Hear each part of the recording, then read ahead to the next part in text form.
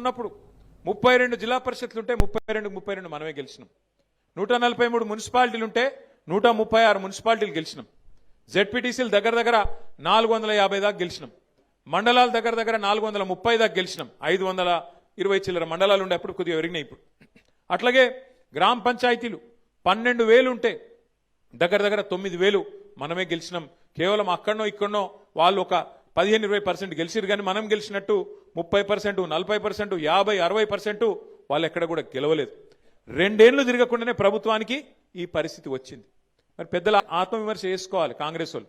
ఎందుకు 2 ఏళ్లు తిరగకుండానే ప్రజలలా ఇంత కోపం వచ్చింది? మనకు కనబడుతూనే ఉన్నది.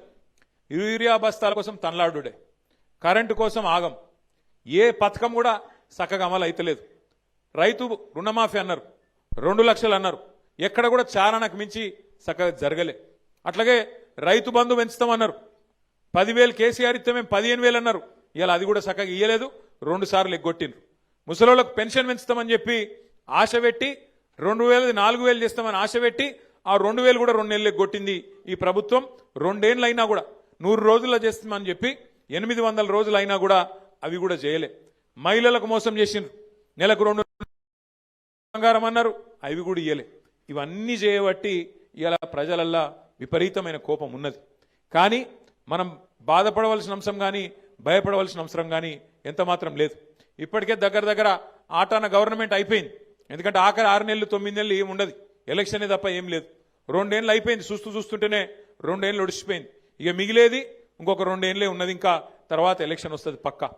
గెలిచిన సర్పంచులు ఉప సర్పంచులు మీరు ఒక్క విషయం దయచేసి యాద పెట్టుకోండి. ఈ గవర్నమెంట్లో మీరు పనిచేసేది 2-2.5 ఏళ్ళే. మళ్ళీ అటెన్క వచ్చే గవర్నమెంట్లో మన గవర్నమెంట్లో మళ్ళా 2-2.5 ఏళ్ళు మీరే ఉంటారు. కాబట్టి దబ్బన వీళ్ళు ఏమైనా కొద్దిగా కష్టపెట్టినా కొద్దిగా ఇబ్బంది పెట్టినా 1 సంవత్సరం ఓర్చుకోవాలి అంతే. అటెన్క ఏముండదు, వీళ్ళది అటెన్క ఏముండదు. మీకు వచ్చే పైసలు ఎట్లాగ వస్తాయి?